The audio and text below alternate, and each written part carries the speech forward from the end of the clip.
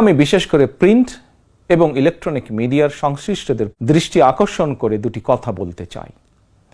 গণহত্যাকারী হাসিনা সারা দেশের সংবাদপত্রের স্বাধীনতা কেড়ে নিয়েছিল।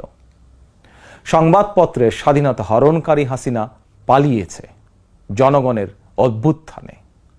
জনগণের প্রত্যাশা, আপনারা আপনাদের যার যার সংবাদপত্রে নির্ভয়ে এই শব্দটি লিখবেন, হাসিনা পালিয়েছে। হাসিনা পালিয়েছে শব্দটির পরিবর্তে কোনো গণমাধ্যম যদি ভিন্ন শব্দ প্রয়োগের অপকৌশল নেন, সেটি জনগণের কাছে আপনাদের বিবেকের স্বাধীনতাকেই প্রশ্নবিদ্ধ করবে।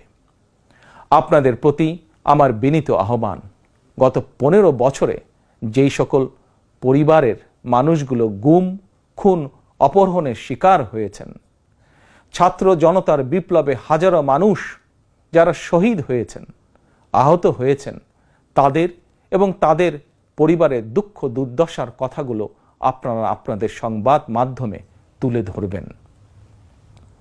সাগররুনি হত্যা মামলার তদন্ত এক যুগেও কেন শেষ হলো না, সেই প্রশ্ন আপনারা আপনাদের মাধ্যমে তুলে ধরবেন।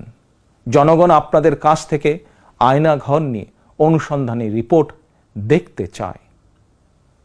হাসিনা দেশটাকে লুটেরার রাষ্ট্রে পরিণত করেছিল। জনগণ দুর্নীতির সেই সব চিত্র প্রতিদিন আপনাদের সংবাদপত্রে, গণমাধ্যমগুলোতে দেখতে চায়।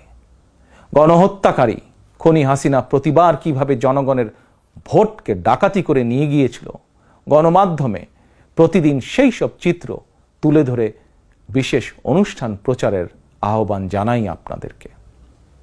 গণমাধ্যমে হাসিনার অপকর্ম ফ্রেমবন্দি থাকলে ভবিষ্যতে আর কেউ হাসিনার মতন ভোট ডাকাতি, গণহত্যায় লিপ্ত হতে সাহস করবে না, যা বাংলাদেশের ভবিষ্যৎ গণতন্ত্রের ভিতকে মজবুত করবে এবং ক্ষমতাসীনদেরকে স্বৈরাচারী আচরণ থেকে বিরত থাকতেও বাধ্য করবে।